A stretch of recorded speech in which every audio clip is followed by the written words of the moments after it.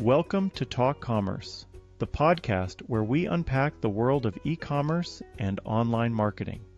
I'm Brent Peterson, and each week we bring you the latest insights and strategies to help your business thrive online. Talk Commerce is produced and supported by ContentBasis.io. This podcast is my creative outlet and has been going now for 3 years. We are approaching 1,000 downloads every week and growing. If you are new to this podcast, give it a listen or check out the fantastic content on our website. From exploring effective marketing tactics to dissecting the trends shaping the digital marketplace, we've got you covered, and we're here to guide you through the ever-evolving landscape of e-commerce. But we're not just here to talk, we're here to engage. Got thoughts, questions, or you want to hear a really funny joke? I'd love to hear from you. Email me at brent@talkcommerce.com and let's keep the conversation going. Ready to boost your online presence? Tune in and stay ahead of the curve with Talk Commerce. Don't forget to subscribe for the full experience and share your feedback. You're listening to Talk Commerce. Subscribe and download at talk-commerce.com. Welcome to this episode. Today I have Bo Abrams. He is the founder of Kommu. Bo, go ahead. Tell us your day-to-day role and one of your passions in life. Yeah, I am one of the co-founders and the CEO of Kommu. So a lot of my day-to-day is setting the strategic vision, fundraising, hiring, and just making sure we're all in alignment towards, scaling this product that we love. The first question was just about your day-to-day, and Yep. The second one was getting to actually what Kommu is. No, do you have any passions? Oh, yeah. Passion is really, I love connecting people. I've always cared about, having great friends and great relationships in my life. And I've always felt like it'd be great to, connect those great people together. So I always am going out of my way to bring different friend groups of mine together. And I did have a dating, I did try to set up couples at one point across friend groups. I wouldn't recommend that as much, but yeah, in the friendship category, it was great. Right. In a past life, I was a developer and I did a dating website in like 1998. So think about what it was like then. Wow. And they were incredibly busy, not in business anymore, but it was very interesting to see sort of the behind the scenes pinnings of what happens in things like that, where they're trying to put those together. Bo, before we get started, though, you have been volunteered or voluntold to participate in the Free Joke Project. You actually don't have to participate, but it would be fun if we tried. I'm going to tell you a joke. All you have to do is say, should this joke be free, or do you think, should we charge for it sometime? So Here we go. And we have an easy one today. My wife and I laugh at how competitive we are, but I laugh more. It's good. It's free because it's definitely a dad joke, and I'm a big fan of dad jokes myself, but I feel like the dad joke category is almost like you can't patent that. You can't. But it's a good one. Yeah. If and again, I'm kind of a techie, so there is a dad joke database that you can access with Open API. So I do have. I was trying it for a while on my Mac here. I just have a little Python script I wrote that gives me a dad joke instantly. But it wasn't. I couldn't curate them as well. Once you said database, though, an API, now at this point, if you have an API call, I do think you can actually charge for the dad jokes. Oh, so okay. I'm changing my tune. Okay, there you go. It's too bad that now Twitter has gone to, like, just to get API access, you got to pay $100 a month. Anyways, let's not get sidetracked. You have let's just start with your category. What would you call your category? It's a great question.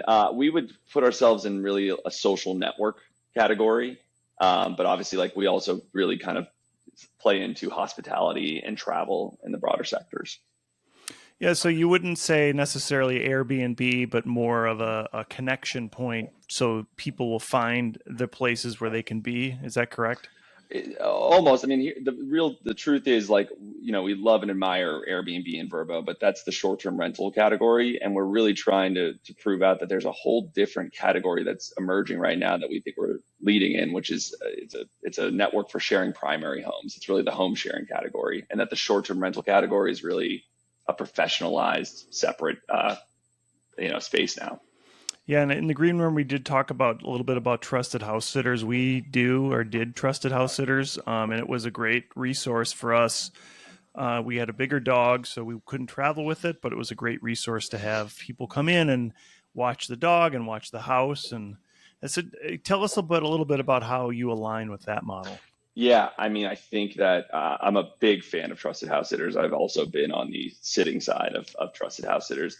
And it speaks to sort of the same problem that we are trying to address, which is that when you are a home renter, in my case, I was an apartment renter, a pet owner, even a homeowner that wants to just, list their home in some way. Right now, or really the broad mass market is listing on platforms like Airbnb, but most of us don't want to do that, or we can't do it. The reason we can't do it, like somebody like me, is because regulations and sort of ordinances and leases prevent me as a renter from listing on Airbnb. And that's mostly because they don't want me, getting a home, signing a long-term lease, and then getting that short-term rental profit over that. And we totally agree with that. And most homeowners, in that case, they don't want to list on these platforms because they oftentimes don't want to list to strangers. There's this sort of uncomfortable feeling with sharing your home in that way. And so in the lieu of that being the situation in the market, we're saying, well, there's got to be other ways that we then can share our homes, our most intimate, expensive, often, assets, with trusted networks. Trusted House Sitters does a great job, obviously, of vetting both the homeowners and pets and then the sitters.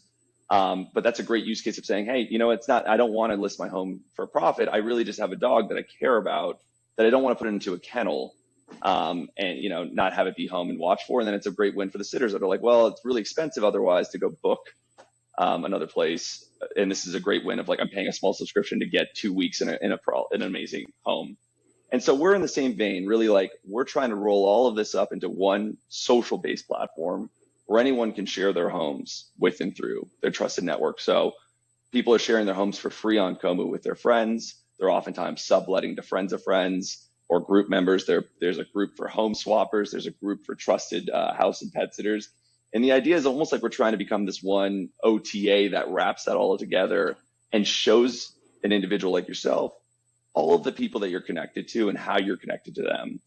And to make it this one centralized place where, whether you're looking for a pet sitter or you're looking for a place to stay, like as a sublease, the trust and the relationship is what really creates this opportunity to bring online these homes that are never going to be listed on short-term rental sites. Yeah, so a couple of questions or a couple of follow-ups on that. In order for this, there has to be some scale, right? And you're getting to that scale. There has to be some scale in getting the network set up, right? So what has the challenges been around that to get that scale? Yeah, so initially there was a lot of this kind of cold start problem, and this idea that, like, you do need a massive network effect and a really calculated go-to-market to just, like, hit that inflection point and really watch things take over. Now we are starting to really scale. I'm really excited about that. We just crossed 520 hosts all over the world that are just popping up, and we're trying to get all of these homes filled as quickly as humanly possible. So scaling the demand side of the market. But the beauty is that we sort of, instead of making it, the case where we were bottoms up, where we would say, hey, Brent, you need to have a friend on Kommu, to be able to join, and then you need to invite friends. We flipped it and we said, you know what if we let these hosts, list in different various ways, but the privacy controls, and said, like, let's see how many hosts actually would list publicly on Kommu. And then that allowed us to then, once we had enough of a density there, that allowed us to say, okay, now when somebody downloads Kommu, they're going to see 100 plus, hosts that are listing publicly. And most of us, like myself included, like, we have our Instagrams and our LinkedIn's tied to our accounts, your phone number is verifying initially, like, who you are. And the idea is that from there, it starts as fee-free Airbnb, essentially, with social proofing, and where people are listing for a fifth of the price. And then we say, hey, by the way, the more friends you add, the more groups you join, the more value you get as both a host and a guest. And so that kind of took away a lot of the really difficult marketing challenges initially that most networks like ours would experience, in that we're like kind of like, hey, come for the tool. You're a host that's trying to find their, fill their home, and ideally monetize it with somebody you trust, but just to make back your rent. And you're a guest that's trying to find an affordable stay with ideally a host, somebody that you might know and trust, and then stay for the network. By the way, join the Trusted Pet Sitters group, join the House Swappers group, join the Women in Travel Network run by investors and advisors of Kommus that are women that ask for that network as a safe place to share homes amongst women. Join the UCLA Anderson Alumni Network. That's really where we're starting to say, starting to see momentum in the scaling of the marketplace. So my wife is big into, she does Airbnb and she does Turo. One of the things that we have in doing Airbnb is the charge for cleaning. And same with Turo, you have to make sure the car is clean before the next person picks it up. But how do you work that into the free part of it? Somebody's got to pay for cleaning, right? Yeah. So right now, the product, and we're improving it every day. And I'm so excited with like how much momentum we have there in terms of like the product iteration cycle. But right now, most people you can only list your place for whatever your cost per night is. So, we encourage people to say, like, in my case, your monthly rent divided by 30 is your nightly rate. So $70 a night for me. And then we have a cleaning fee on there too. So that's, in my case, what I pay my cleaner to come. And we're trying to obviously like really soon turn that on and productize it and mandate that is at least like the cleaning fee, no matter what, is something that you are paying for, even if you're sharing your home for free with friends. That being said, I still tell my friends when they're booking my home for free on Kommu, I'm saying, hey, like, to like some of my closest friends, I'm like, I will never charge you a nightly rate. Please go enjoy 2 free weeks in LA. But by having my cleaning fee on there and saying, I still need you to pay this, it gets rid of the awkwardness that normally would come up if you were offering your home to somebody. Because we've talked to a lot of users that want to use Kommu in this way of just saying, hey, I'm not actually trying to monetize my home. I'm just trying to share it with friends and use this as a tool to coordinate and share the link with whoever I connect with and say, like, they're the only 10 people that I want to share this with. But to say, if I didn't have that cleaning fee on there, I would end up eating $150 every time my friends came, because I have to go get my sheets dry cleaned and I have to get my place cleaned. And so Kommu at least does make it not awkward to say, I don't want a bottle of wine or for you to like take me to dinner or whatever. I actually just would prefer that you just pay for the cleaning so that when I come back, it's as if nobody was there before. And like, that's all I care about. And so that's something that we really think is important no matter what kind of transaction you're doing on Kommu. Yeah, I like that model, and I guess I hadn't thought about just taking your expenses and dividing it by the number of days in the month. So in that model, and again, I'm sorry to keep going back to Airbnb, No, but that's what I know. We have a rental, so we're in Hawaii, and the company that if you're not on island, you have to have a management company. So do you have a facility to work with a management company in this regard? Like, we can block the time off so our friends and family can use it. But it's also, like you said, it's awkward sometimes. Like, you just want to cover your costs, right? And like, there's electricity, especially in Hawaii, is so expensive. And like, how do you see that working?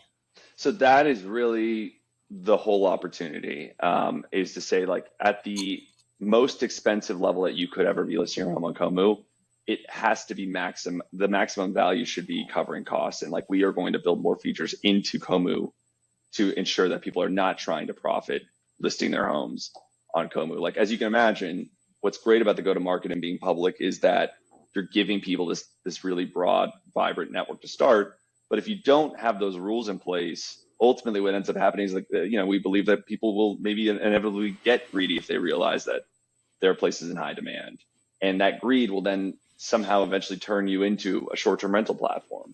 That's really where, if you look back where Airbnb started, it's kind of where Kommu is now. It used to be about just sharing your vacant room or your vacant home to make a few extra bucks. And then it's professionalized. Like, most Airbnbs and most short-term rentals are now managed by these professional management companies. And the focus of that is to make a profit. The focus is to, like, there's now like the Blackstone ETF tracking short-term rental properties as profit driving assets. So in our case, we're saying, actually, you don't need to register these homes with the city. You don't need to, we're not going to fall subject to these ordinances because we don't have that same effect, which is to say, like, yeah, you're not having people come in here buying up homes that is, reducing the housing supply and turning these communities into these, rotating, revolving doors of people that we don't know or the host doesn't know. And that's why these ordinances, like even in Hawaii, exist.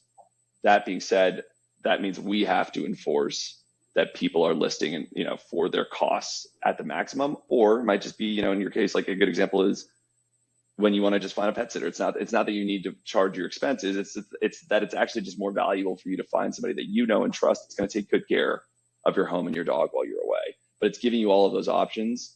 And we basically say you can list on Kommu for anything but a profit. Yeah, that's awesome. And I can say from sitting on the other side of the fence, we have done the trusted house sitting where we went and stayed at somebody's house and watched their dogs. And it was a great experience. And I would encourage, and it's that type of experience you can't get from a short term. Nobody's going to rent their Airbnb and say, oh, by the way, you got to watch my 2 dogs and my 3 cats. Yeah. And more the flip side too is like, I think you're seeing a lot of the backlash where people are like, oh, you're going to rent my Airbnb and you're going to take out the trash and you're going to clean the floors. And, there's still a cleaning fee and there's still taxes and there's still all these things. And we're like, that's not a tenable model that we believe in. And that's why we're not building in that space.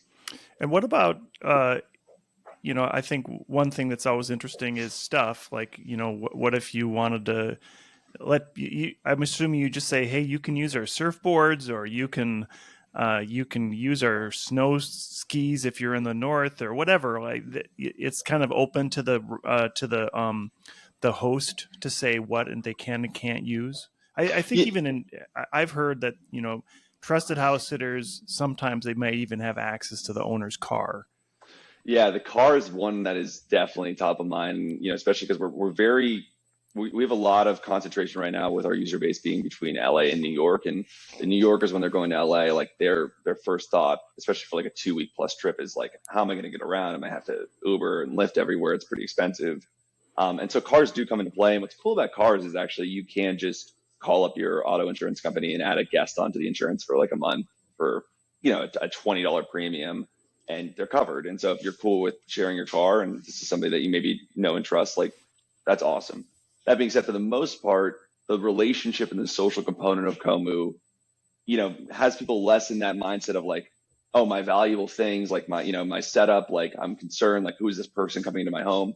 Obviously, most people have great protocols on how to put away or take with them their most valuable objects. But, in the meantime, that's essentially what Kommu is working to underwrite. We're saying, when you're doing these shares with anybody that's not your direct friend or with a friend that is also a verified Kommu Pro user, that is where we can come in with a protection plan and say, okay, if you were to accidentally break the snowmobile or the skis on a Kommu stay, ultimately we've got you covered. And the beautiful thing is the risk is so low because we're a safer option than what's out there in the market when you talk about scaling this up and underwriting it. It's like when you add relationships and trust into this, a lot of things aren't going to go wrong, and a lot of people are going to settle this between themselves because they have that relationship and mistakes happen. If I'm a big dude and I break your Peloton, like I will figure that out because I shouldn't have been riding your Peloton.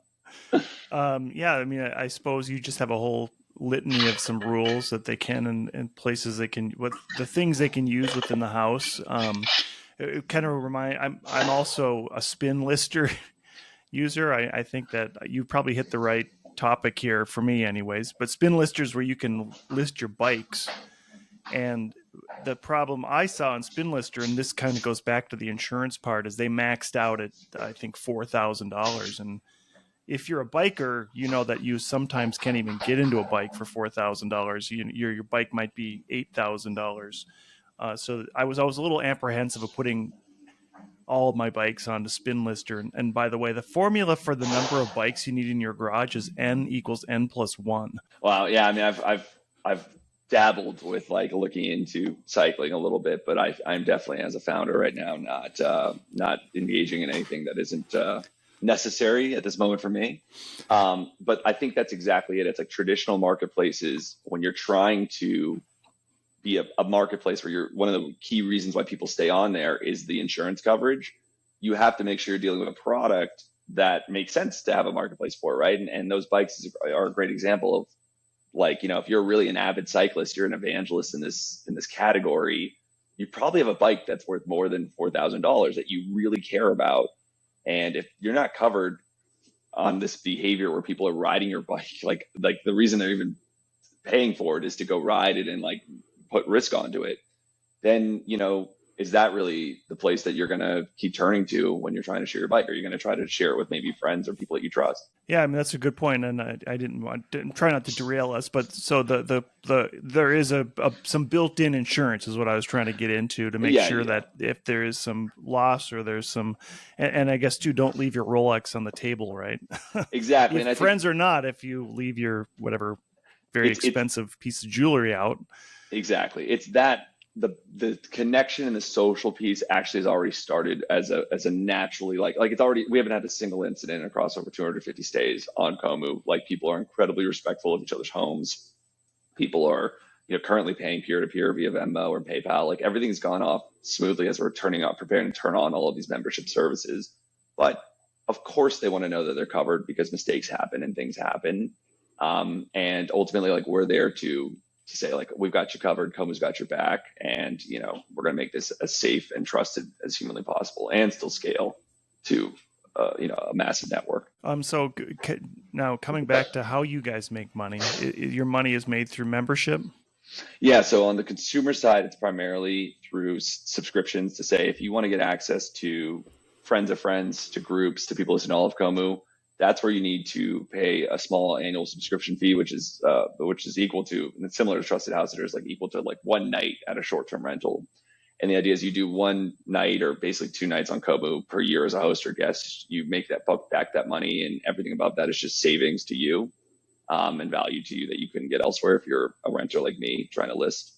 And so that's also where we come in and say, okay, now that you're covered, you're verified, you've got the protection plans for your stays, you've got the idea that your home has been verified, and so on and so forth. But like, that's really where we're coming as a marketplace on the consumer side.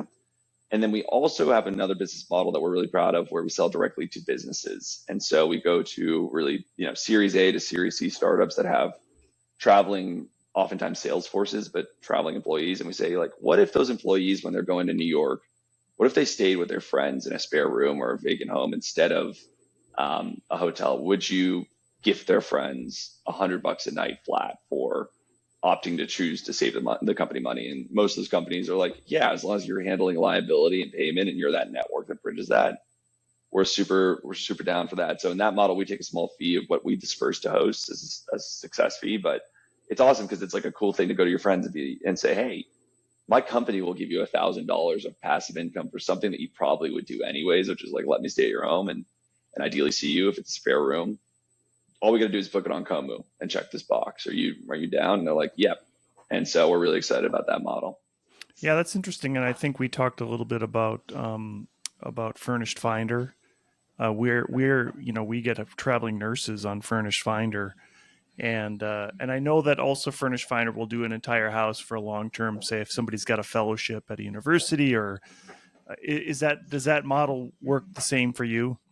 Yeah, and I think it speaks to just the idea that, like, the fact that you have to even turn to Furnished Finder versus like a trusted pet house sitter is this idea that, like, it's all solving the same core problem, which is like, people are moving and traveling and trying to, the travel nurses and beyond, like, professors at universities, like, people are gone for months on end, and that's part of their jobs and their dreams and what they want to do. And it is so expensive to have a 12-month lease and have like a month of sunk rental costs, and then to try to afford something like a short-term rental, because they're more expensive than hotels now for singles or couples that are traveling.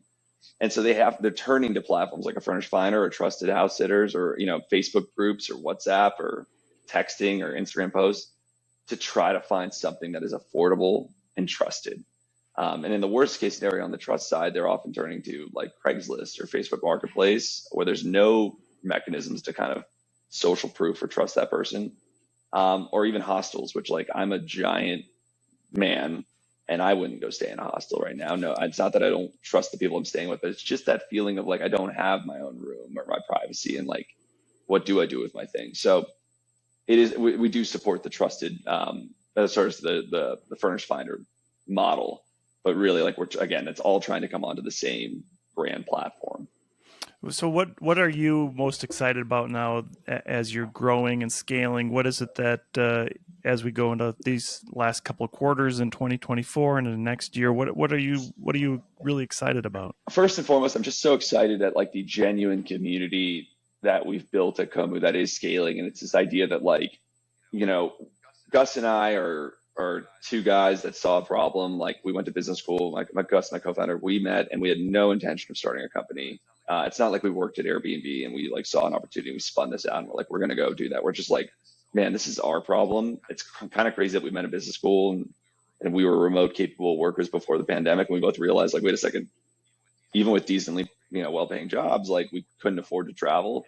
And so that's all to say, like, as we built Kommu and like really started, talking to our users, engaging them, like, messaging them, like finding ways to solve that problem. That's our problem too. They have just like gone to bat for us in ways that like, ignite us every day to work even harder for them. And it's amazing like how much feedback we get, how much engagement and activities occurring on the app, and like how many bookings are happening and hosts that are coming on that we've never heard of before. And we're like, where did this person, like we just had somebody pop up in Malibu, yes, or sorry, in in Maui, excuse me, yesterday. And it's like, where did this person come from? And you're like reaching out to them, and it's awesome. So that's all to say. I'm most excited about like feeling like you have this massive team that's all connected to each other, like fighting for the same cause, which is to be able to travel, to be able to connect with people. Beyond that, I'm just excited to, to really launch a lot of those features that people want, because I think it's going to really be a catalyst to even more growth, because people feel more and more comfortable doing all of this when they know that Kommu's got everything ironed out on both sides of the marketplace. How about international expansion? Are you looking at Mexico, Canada? You already have Mexico and Canada. We do. I mean, that's another thing that gets really exciting. It's that by being free and freemium ultimately, but free to start for everybody right now, hosts are popping up all over the world. So we've got hosts in Mexico City, in London, in Paris, in Lisbon. And, a lot of these places I will say I've never been before myself, and like to see I've been to Paris once, but like to see a host pop up in Paris that's like $70 a night flat. I'm like, why not take that trip? But yeah, like the beautiful thing is to say, all we tell people is just invite your friends. Like the more a network you build, the more likely we all find what we're looking for. And we can be a global company very quickly just by being social first. Yeah, that's awesome. You mentioned moving into this space after the pandemic. How has that, as an entrepreneur, have you found it? Is this the first time you're doing an entrepreneurial journey? Kind of. I mean, I will say before business school, I had started a nonprofit for a friend of mine. She had cystic fibrosis and she needed a lung transplant. And that really is why I do what I do with Kommu. It's a longer backstory, but I will say that was just my first foray into trying to start something and raise money for it and execute on a strategy there. I ended up working in venture capital while I was in business school. That's like definitely a career that I was and still, find really interesting. But a lot of what I found interesting about VC was more the idea that this is the only way that I can get exposed to amazing founders, like in a high volume, to be able to meet people that I would want to go work for. And it just happened to be that I saw, especially big BDOs founders, when we really looked at the opportunity of Kommu, I could look at all those boxes and be like, yeah, we check all of these boxes to be a team that goes out and scales and becomes, a great massive company one day. So, yeah, I mean, it wasn't planned obviously, but like, yeah, this is my first real entrepreneurial experience running a true company. So if we could reach a listener in another country and there's no Kommu host there yet, what would be your next country that you really need to get on board? Or next place? It doesn't have to be a country, it could be anywhere in the world. Yeah, I mean, obviously we're very focused on the US to start initially, just because like there is that ease of people, especially like these overlapping social networks of our target user, that 22 to 34-year-old single or couple that's in LA, New York, SF. Like oftentimes their friends and their networks are in these cities of LA, New York, SF, Miami, Chicago, Austin, and we definitely have a good density of hosts in most of those cities. I think that London is really a big opportunity. Like I'm a Los Angelino, born and raised, but as I've spent more and more time in New York, I've just realized how often there's, New Yorkers and Londoners going back and forth, and how that's definitely like a desired, exchange. Um, I would also say Paris is still like a really big untapped opportunity. Like the Paris Olympics are coming up, and I do think that that's another opportunity for us to go and onboard quite a few hosts. So those would be two locations that I would really be excited for. But if that listener was in a city that wasn't on Kommu, like we would really, in the product and in the marketing and the experience, we would tell them like, hey, we're stoked to get your city on board. Like I had a friend that wants a Toronto group on Kommu, which we can do. And I said, hey, if you can go invite your friends for free and get 10 hosts on board, we will gladly launch a group for that city. So like, there's a lot of things that we're willing to do to go make sure that everybody finds what they're looking for on Kommu. How about partnerships with other organizations? I'm thinking I'm in Entrepreneurs organization, and there's about 17,000 members. They do partnerships with like HubSpot and American Express. It's already sort of a vetted group. Everybody's making, everybody has a certain revenue threshold they have to meet, or as they're a startup, they have a certain amount of funding that they've already secured. Do you have plans to kind of help to move into some of those other peer groups that already are connected, that have a bunch of members connected? We do. I will say like, EO is a great example. Like EO and YPO are groups that we really did and do want to target, and also alumni groups. Like we think, for instance, like Gus and I went to UCLA Anderson, like building an alumni group for this allows for you to keep that community engaged and connected. And it's a pre-vetted community, right, of people that went to those schools. And ultimately, like you can eventually sell that back to the schools and say, like, by the way, this is a way to keep those alumni engaged for years to come, to then ultimately likely donate back to the institution. That being said, if there's one thing we've learned through all of this, like we've tried to really, we've tried in launching groups initially. We did try to launch an EO group, and it was like you learn from that, and then you're like, okay, if we're going to do it again, like how are we going to do it better? But what we found was that you really want to focus on where there's a need. And it really to start is these young people in these major cities that cannot afford the cost of living and cannot afford, even while working incredibly hard jobs and like, doing everything they can to get ahead, they cannot afford to leave their homes vacant. And they are turning still to, WhatsApp and Facebook and even Craigslist to try to get this problem solved. And if you focus on them to start, that's where you're going to get that kind of flywheel going, where you're like, they're like telling their friends, like, this was the place I went to find, a trusted home share or list.